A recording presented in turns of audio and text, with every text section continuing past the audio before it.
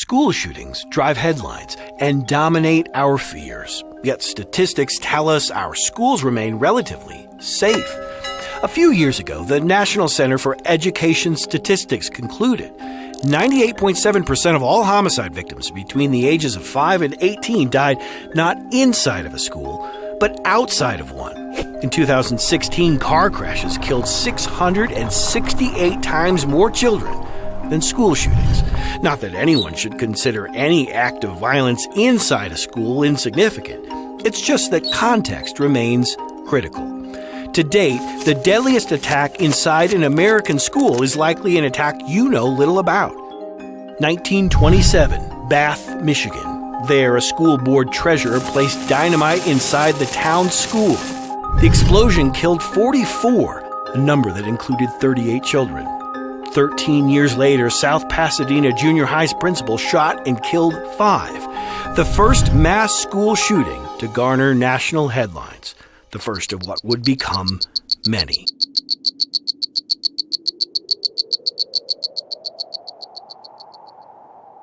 Our criteria. Count cases involving shooters who opened fire on many on school grounds. 1956, Prince George's County, Maryland, 1 killed, 2 injured. 1961, Denver, Colorado, 1 killed, 1 injured. 1966, Austin, Texas, 16 dead, 32 injured, when a former student turned into a sniper on top of the University of Texas clock tower.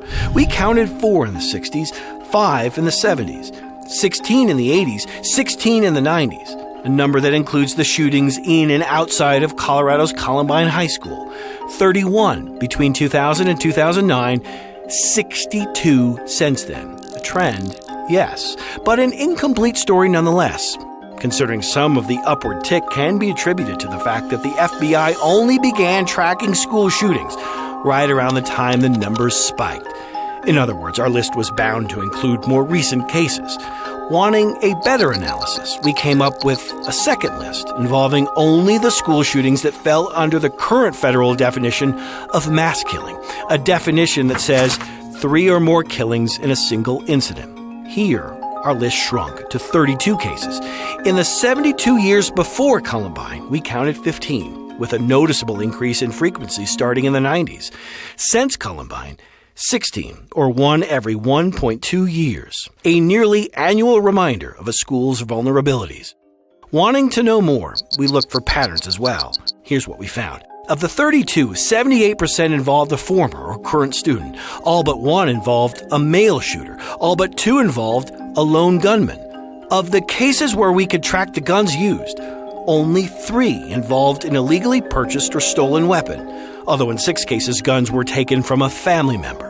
17 shootings ended in an arrest, 13 ended in suicide, and police killed 2. In all but 3 cases, we found warning signs identified prior to the murders, like the shooter in Virginia Tech who 2 years prior was deemed in imminent danger by a judge, or the shooter at a school in California who had been the subject of a domestic violence call the day before the attack.